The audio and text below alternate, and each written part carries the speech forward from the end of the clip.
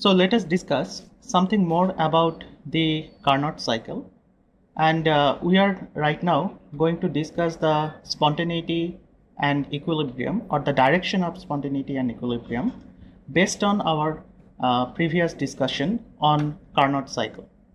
Now remember that for a Carnot cycle, the efficiency, which is written as eta or E, some textbook write it as epsilon, and we wrote it as 1 minus QC, which is the heat deposited in the cold reservoir, divided by QH, which is the heat withdrawn from the hot reservoir.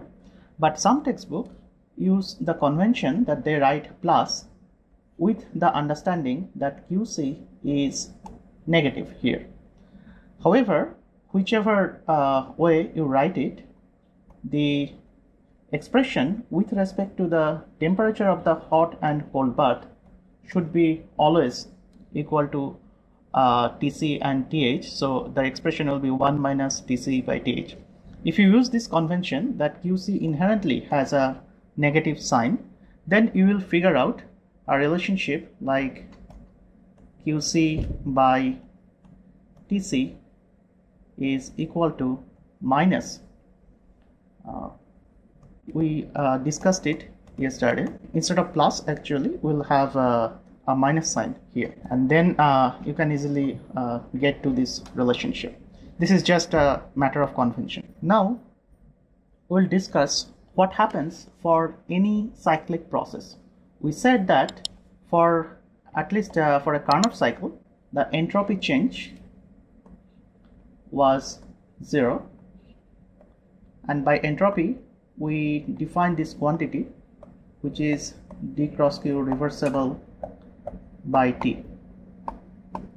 Now from that we concluded that S is a path function, or ds is an exact differential, but this we showed only for Carnot cycle. Now what happens for any general cycle or any general cyclic process? Now you can think that we can write any arbitrary cyclic process in the pressure volume diagram, like say this is a cyclic process where we start from some initial state and come back to some initial state. Of course, the initial state can be chosen at any point. Now let us consider a series of parallel adiabats and also a series of, say, parallel isotherms. So you can see from this diagram that this entire area, which is basically equivalent to the work done, can be divided or subdivided into small Carnot cycle. Now you can have an error which is incorporated for, say, for example, this Carnot cycle, where we'll have some area outside the closed loop, which was our original arbitrary cycle. However, you can imagine that if you make this difference or between these adiabats and the isotherms infinitesimally smaller, then you can actually minimize this error, and in the very large limit or large number of adiabats and isotherm, you can show that the increase in the area for this cycle is actually compensated, for example, by the decrease in area for some other circle, which is for example here. Here I'm considering only this area, however some area is excluded.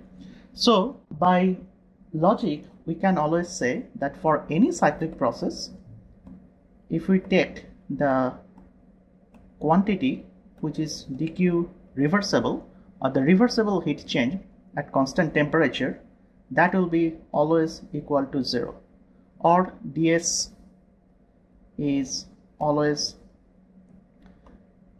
equal to 0, or S is a state function. Now this, remember, is for what is the condition for a closed system. For an open system, this doesn't hold, because for open system the mass is continuously exchanged. So it is a closed system, that can exchange only energy in the form of heat with the surrounding, and also it can perform or work, or surrounding can also perform or work on the system. And also the second thing, we considered that it is a reversible process. If the reversibility is not maintained, then we cannot write this equation, because remember, this is the heat withdrawn in the reversible process. Now this is very important, that ds is identical to the heat withdrawn for the reversible process. So the automatic question that comes up, what will be the ds for an irreversible process? Because we often encounter irreversible process in nature. So let us first try to give a molecular interpretation of entropy. Now, if you remember that when we were discussing the Carnot cycle, we had to add isotherms, and there are two adiabats which are connecting the isotherms. Now, when we do an isothermal change, we know that the energy of the system does not change, because the energy or the internal energy of the system depends only on the temperature of the system. So just by changing volume does not change the internal energy of the system. Whereas during the adiabatic process, the energy of the system changes, and we know that there's a drop in temperature, because this isotherm was a temperature which was in equilibrium temperature between the system and the surrounding, keeping the temperature equal to the hot reservoir, which was TH. And similarly, this isotherm is for an isotherm at TC, where TH greater than TC. So in order to connect these two isotherms, the temperature of the system must have dropped when we made this adiabatic expansion. Now, in both cases, if you think in this way, the volume of the system is changing. Question is, why in one case the temperature is dropping, in the other case the temperature is not dropping? Of course, for isothermal case the temperature should not drop because it is isothermal. But then why the internal energy is not changing? Now we'll give a very simple molecular interpretation, thinking that of the system as a particle in a box. You know that for a particle in a box, the energy of the box, energy of the system actually goes over 1 over goes as basically n square, and as a function of length it goes as 1 over length square.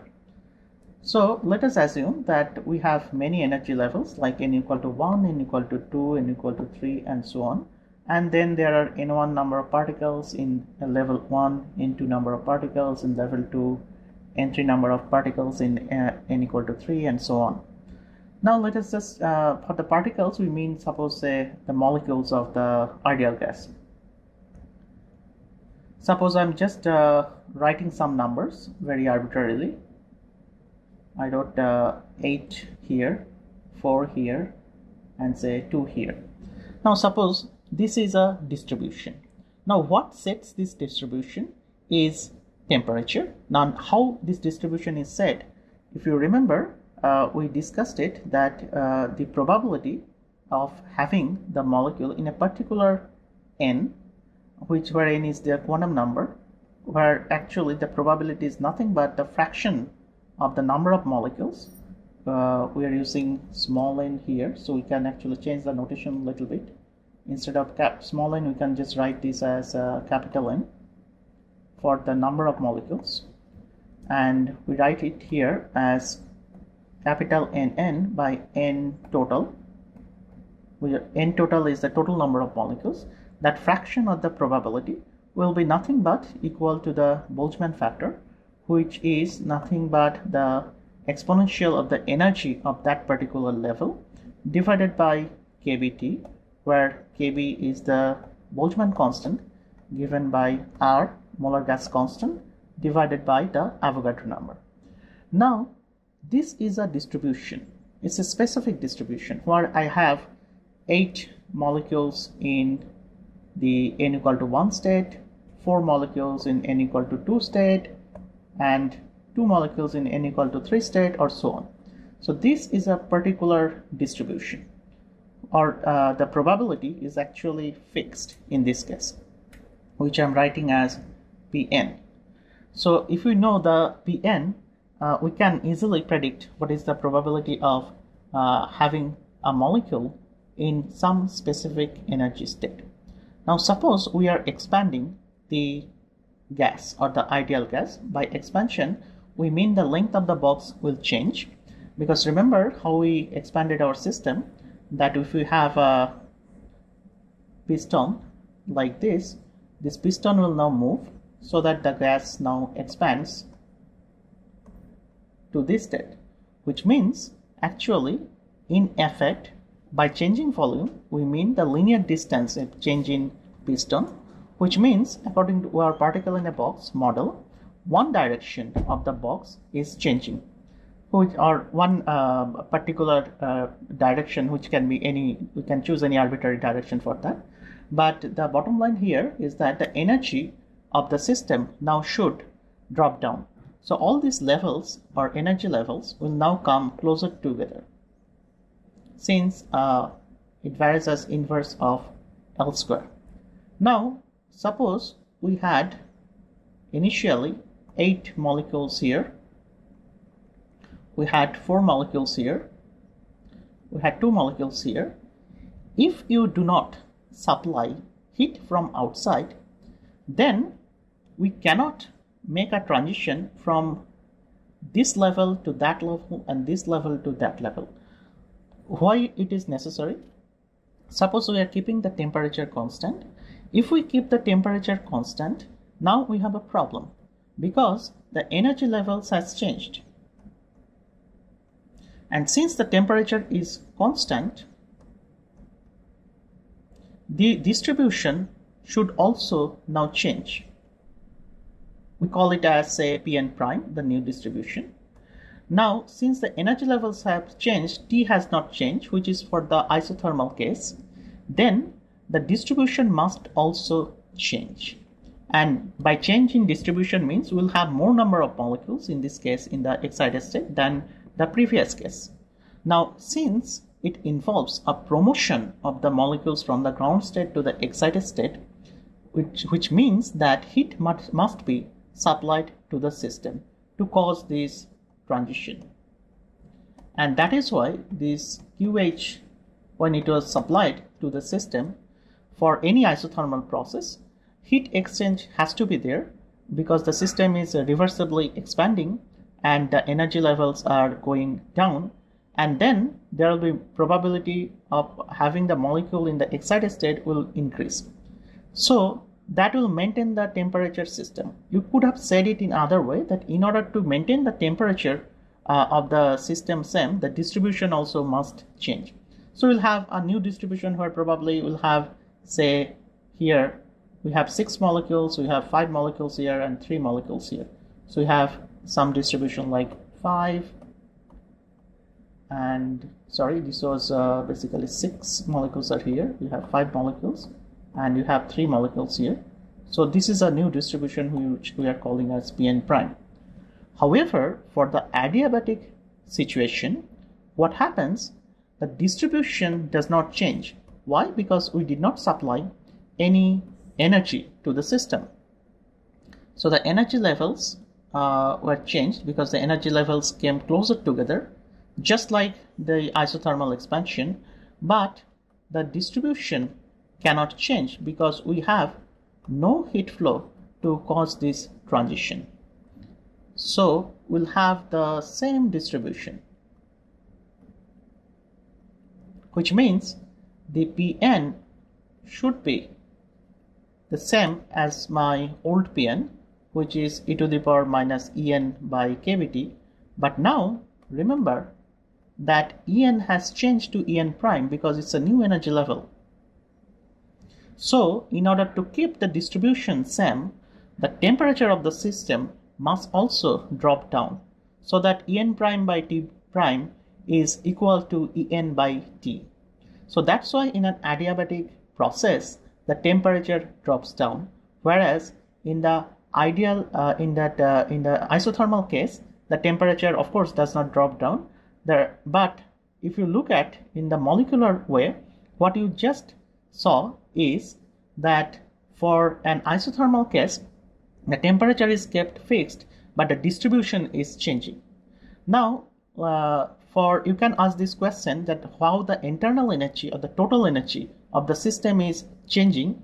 That we discussed briefly the other day, that you have to calculate the average energy, which is nothing but this. You have to take the energy per level and multiply it by the probability of having the molecule there, and then you also have to integrate or take a sum over all these energy level, and then only you can calculate some quantity which is equivalent to average of that energy. So that if you calculate, then you will realize that how this total energy or the average energy is constant for the isothermal case, but it is not constant for an adiabatic case. Now, interesting point here is that for an isothermal case, we discussed the entropy change is there is some value for the entropy change. The entropy in this case is increasing, because remember that by definition entropy is dq reversible by T. Now in this case, Q reversible is QH, which is the heat flown into the system, which is a positive quantity, which means ds is greater than 0, or for the finite process delta S is greater than 0. For the other process where actually we are dumping the heat to the cold reservoir, the entropy change is negative. Now let us just focus on the positive case where the system expanded and the entropy increased. Now what is the meaning of the entropy increase? For the adiabatic case, you remember that entropy change is 0 because heat change is 0 and there is no change in entropy. But what is happening at the molecular level? Think about it. For the adiabatic case where we had delta S is equal to 0, we have actually the same distribution.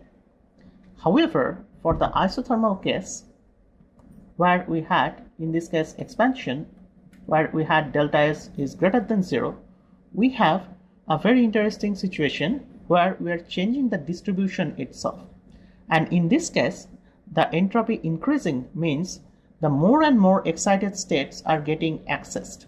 So what we just learned is increasing entropy means the system actually gets adjusted to a state where more and more number of accessible energy levels are occupied. Whereas if we keep it fixed, that the distribution, or suppose at a final we had only many energy levels but only 3 of them are occupied, and here we can actually had a situation where in the same token that all the higher lying energy levels are also occupying, because if you keep the temperature constant and if you allow the transitions to happen, you are more likely to occupy the higher lying energy levels also.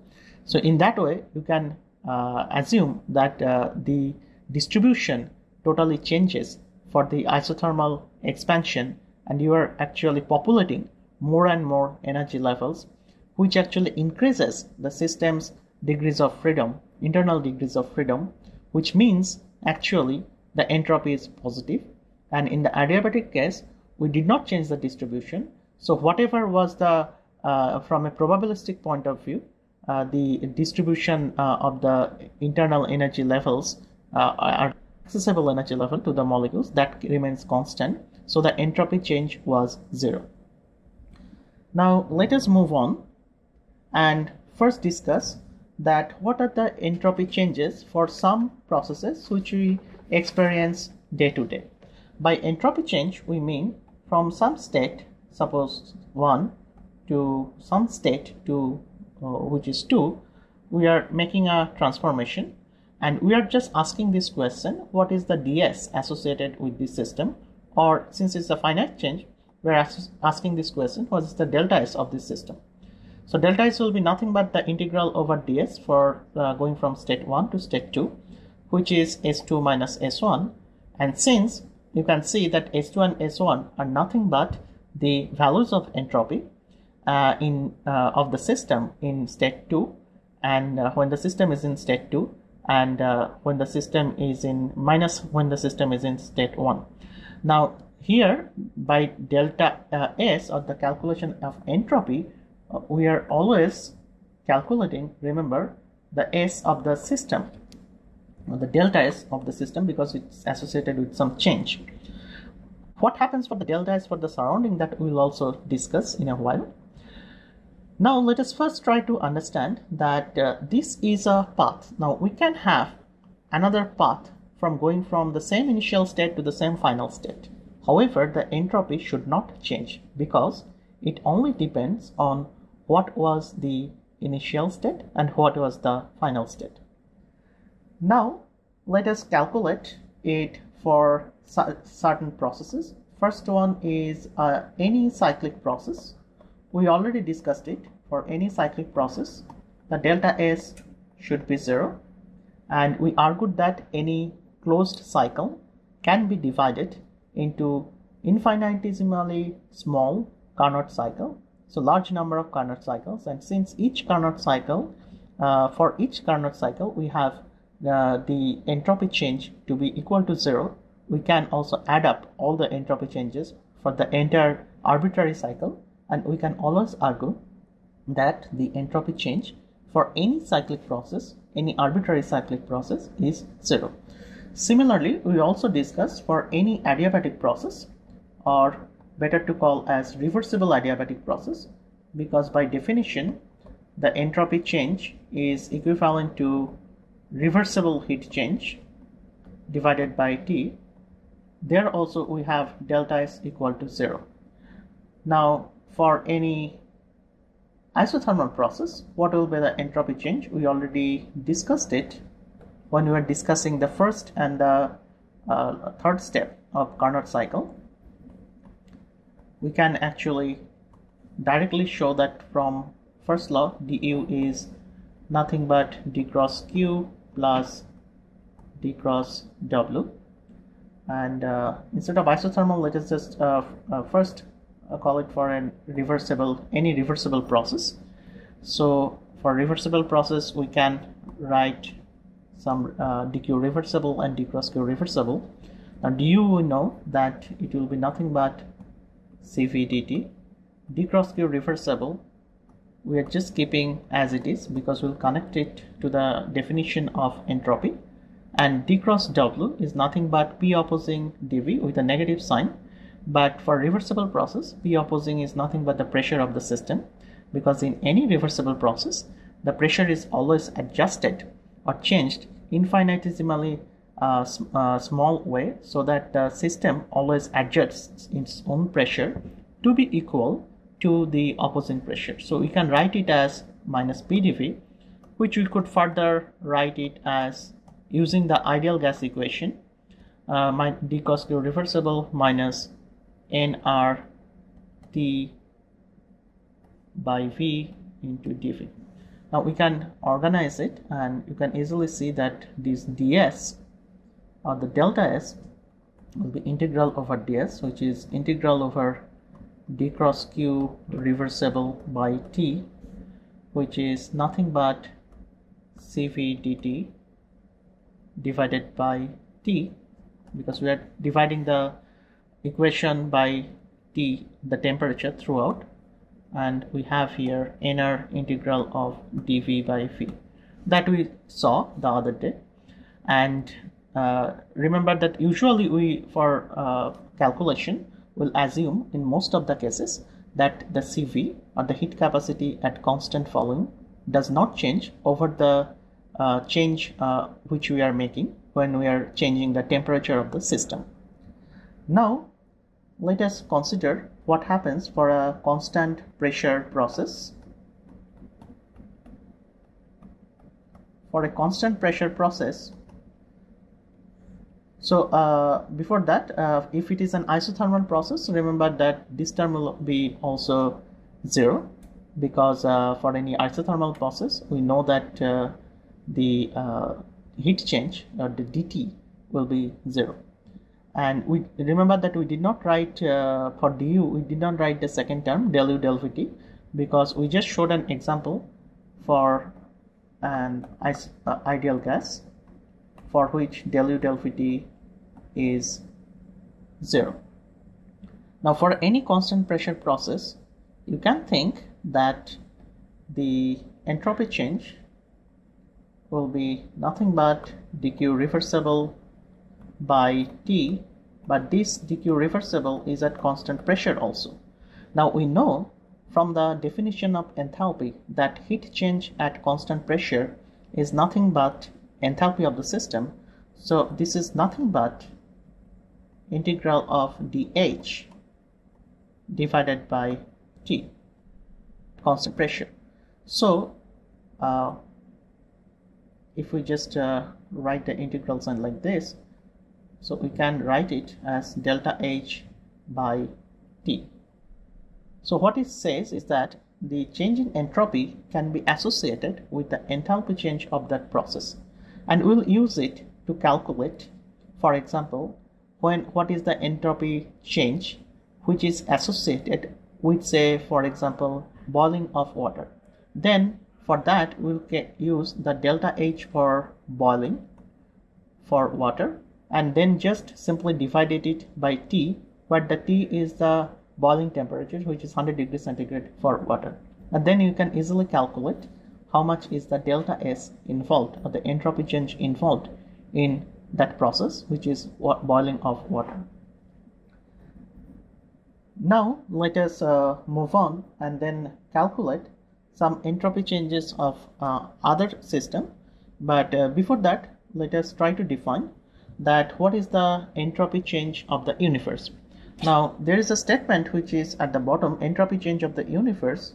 It says that it is unchanged for any reversible process. Now let us try to understand that for any reversible process, what we have is that ds of the universe is nothing but ds of the system plus ds of the surroundings. Now for the ds of the system, we have d cross q reversible by T, minus we also have d cross q reversible by T, but here the first T is for the T of the system and the second T is the T of the surrounding. Now why I used a minus sign? The reason is that when the system is changing its entropy, suppose the heat is being flown from the surrounding to the system, so dq with respect to the system is increasing because the system is gaining dq amount of heat, and the same amount of heat the surrounding is losing, so I used a minus sign. So in general, since to maintain the reversibility, T of the system has to be equal to T of the surrounding, then we can easily show that ds of the universe is 0. Now why this has to be maintained? Because remember, if it is a reversible process, if the temperatures are different, suppose the system temperature is less than the surrounding temperature, so then there will be an irreversible heat flow from the surrounding to the system, and then this process will be irreversible. However, to maintain the reversibility, meaning heat can flow back and forth between the system and the surrounding, the temperature must be same, or in other words, it must be an isothermal process. So in order to maintain the reversibility, the temperatures must be equal, which means the entropy change of the universe should be unchanged for any reversible process. Now of course the question remains to answer what happens for an adiabatic process. Before we go to that, what it means is that for any reversible process, in order to maintain the reversibility, we are also imposing the condition that it has to be performed isothermally. But now you can think of a reversible adiabatic process, but then you will understand that we do not have any such situation Because for adiabatic process, of course, there will be the entropy change is 0 because there is no heat flow. So the question is, what happens for an in general adiabatic process where the system is, say, isolated? Now, before we go to that, let us first discuss that we are still discussing the entropy changes. How will you calculate the entropy change for any irreversible process? Suppose I have two states, state 1 and state 2, and this is an irreversible path. Now, why I am drawing it as an instead of a dotted arrow as an broken arrow? The reason is, usually this path, not usually, this path will be outside my pressure volume surface. If you remember that if we are always on the surface of the PVT diagram, there was a surface and we called it as PVT surface. And also remember that this PVT surface, if we stay anywhere on the PVT surface, then the equilibrium must be maintained every time. Equilibrium maintained means because every time or every point on the surface, you can think of that PV equal to nRT, that equation holds. So the system is always adjusting with the surrounding, and the change happens in a reversible way. So then it won't be an irreversible process. So no irreversible process entirely lies on the PVT surface. It may cross the surface, but it cannot lie, the entire path cannot lie on the PVT surface. All the lines which are lying on the PVT surface must be a reversible process. That's why we drew it as an arrow. Now, in order to calculate entropy, remember the change in entropy or the delta S is defined as S2 minus S1. So we'll just consider a reversible path, because otherwise we cannot calculate. By definition, the entropy was Q reversible by T. So we have to consider a reversible heat change. So we have to consider a reversible path. All we have to do is to start from the same initial state and go to the same final state, keeping the reversible path the same. Now, before we discuss that, let us consider or let us try to understand what is this path all about.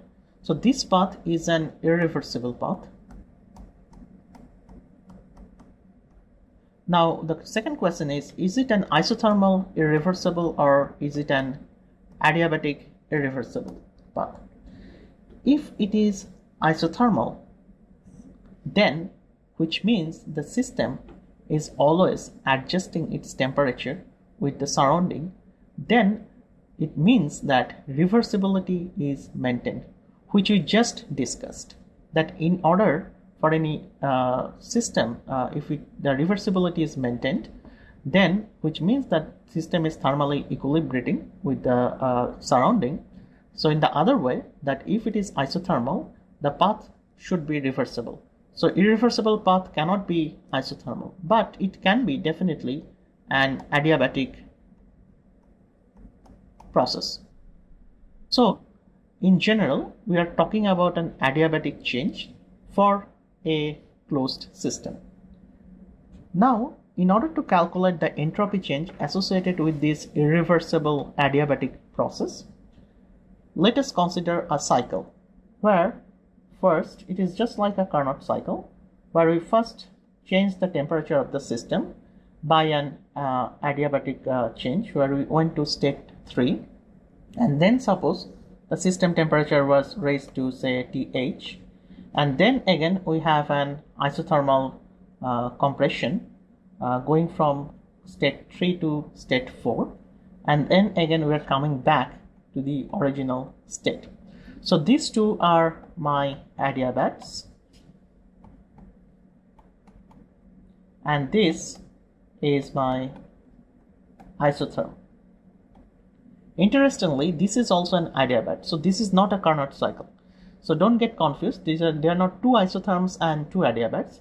What we have drawn here is that we had some state at some temperature, which is denoted as 2, And then we did an adiabatic change to go to increase the temperature to TH. And then we did an isothermal compression.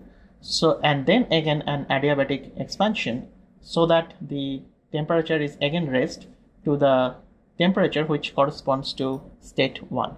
Now state 1 and state 2 must have different temperature because it is an adiabatic process. The broken arrow, or which is basically the irreversible path. Now, since we have what we have done here, we have actually considered a cyclic process where we are going this way 1 to 2, and this step was the irreversible step, and each one of this step is a reversible step. So the way we are drawing here is that should suggest us that at the end of the day we have actually started from state 1 and we came back to state 1. So it is also a cyclic process, and we know that for any cyclic process, since entropy is a state function, the total change in entropy must be equal to 0, and that we can just denote it as, for the first step it is basically going from state 1 to 2, so we'll write it as S2 minus S1. Second step, it is going from 1 to 3, 2 to 3, so we'll write it as S3 minus S2. Third step, it is going from state 3 to 4, we'll write it as S4 minus S3. And similarly, the fourth step, it is going from 4 to 1, so we'll write S1 minus S4. Now remember, we have to calculate this S2 minus S1, so I'll just keep it as it is. For the second step, it's an adiabatic step, so I'll write it at 0 because for adiabatic reversible adiabatic process, the entropy change is 0. However, keep in mind that we are considering a irreversible adiabatic process for which entropy change should not be 0. We'll see that it can be 0, it can be non-zero, but we do not know. But we cannot decide it right now because we do not know. All we know that for any adiabatic reversible process, the entropy change is 0. So for S3 minus S2, this step it is 0. Similarly for this step S4 minus S3, we had some heat flow from which is associated going from 3 to 4. It can be heat flow inside the system, it can be heat flow outside the system. In this case, it's a compression, so you can understand that this heat flow is from the system to the surrounding and must have a negative sign. We are coming to that.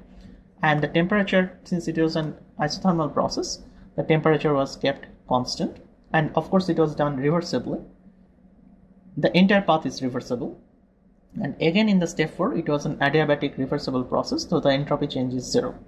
So what we get is S2 minus S1 is nothing but negative of Q3 minus 3 to 4 step divided by TH. Now the question is, what is this?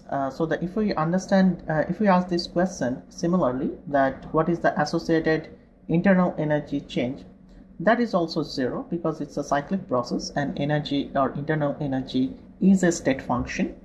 So we could write that this is nothing but dq reversible by T because it's a work done for the entire process, and we can just write it as d cross q reversible and plus some d cross w.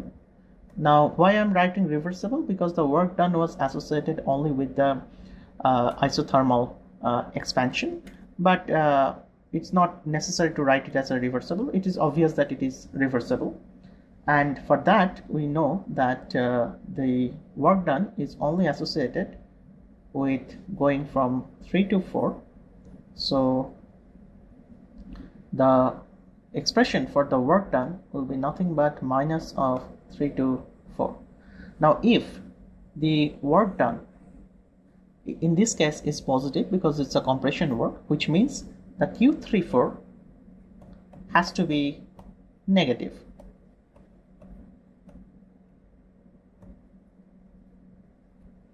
Now if we take this work done to be negative, which means Q34 is positive, which means we are actually withdrawing heat from the surrounding, and then we are also performing some work. But then in the cyclic process, you can see here that the work done here is exactly equivalent to the heat withdrawn, which doesn't violate the first law of thermodynamics, but it violates the second law of thermodynamics in the sense that we are saying that we withdraw some heat from the surrounding and completely converted this heat into work, which violates the second law. So the work done cannot be negative here. So it's a compression work, it's a positive work, and that's why the heat associated with the change going from state 3 to state 4 has to be negative, which means the S2 minus S1 has to be greater than 0, because we just said that the S2 minus S1 is nothing but minus Q3 to 4 divided by dH, and since Q is negative, we are conjecturing that S2 minus S1 is greater than 0.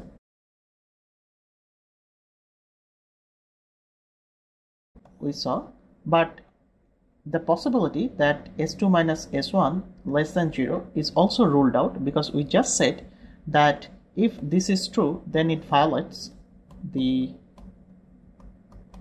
statement of second law, that complete conversion of heat into work is not possible. So we are also removing this possibility. Now there we have a third possibility, and that is S2 minus S1 is equal to 0. We have not yet ruled it out. Now think about it. If this happens, then what will happen? The associated heat change will be 0, and since we had a cyclic process, the associated delta U, which is nothing but U, which is nothing but the cyclic integral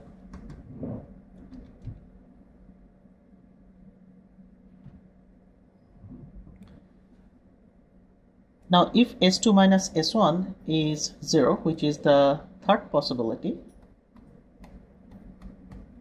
then we have another problem. Then actually the entropy change 0 means by all the heat changes are 0, and internal energy change is also 0. But then W, or the work done, has to be 0 from the first law.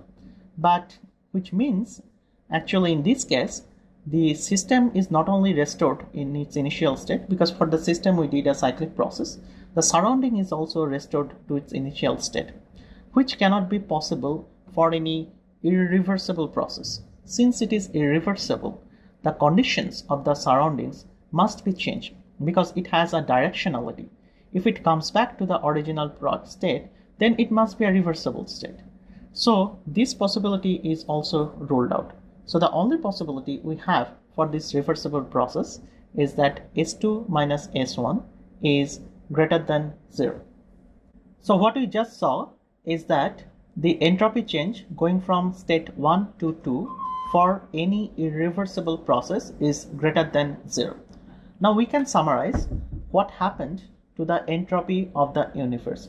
Remember that we showed that the entropy of the universe for any reversible change was 0, and just now we showed that delta S of the system is greater than 0 for an irreversible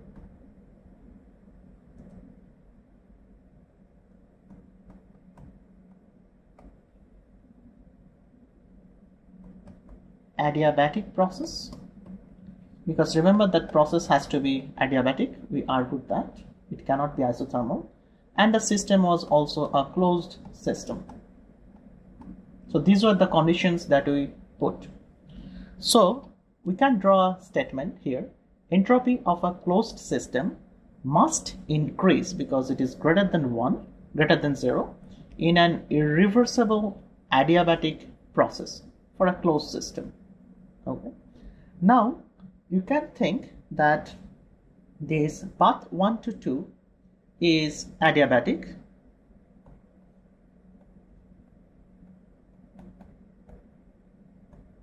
so no heat exchanged from the system to the surrounding, and we already took the system to be a closed system, which means we can think that this system also to be an isolated system. So we can just write that for any irreversible process, for any isolated system, because if it is closed and plus if it is adiabatic system, adiabatic process, then the system behaves like an isolated system. So then we can make a statement that entropy of an isolated system must increase in an irreversible process, because by isolated we have combined the idea of a closed system plus the adiabatic process. So for any irreversible process, then associated with an isolated system, the entropy must increase. Now what happened for the universe? Now think about it. We had a system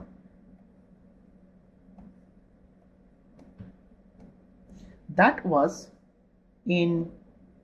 basically interacting with the surrounding,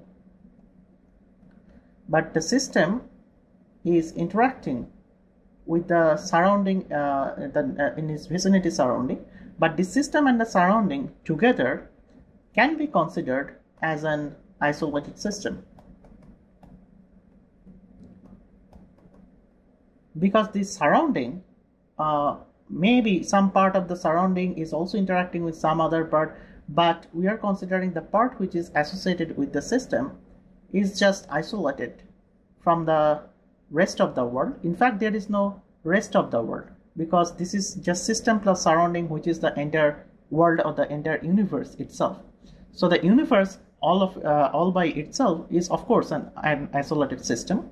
We made this statement when we discussed the definition of an isolated system. Now, which means the delta S of universe will always be greater than 0 for an irreversible process, because for any irreversible process the system plus surrounding is already an isolated system, and we saw that for a reversible process delta S universe was 0. So we can combine these two to write that delta S of the universe should be greater than equal to 0 for any process. If it is greater than 0, it is an irreversible process. If it is equal to 0, it is an reversible process. So we can make a statement that the delta S of the universe, or the entropy of universe, is positive, or entropy change of universe is positive for irreversible process, or it is 0 otherwise, meaning for any reversible process it is 0. Thank you.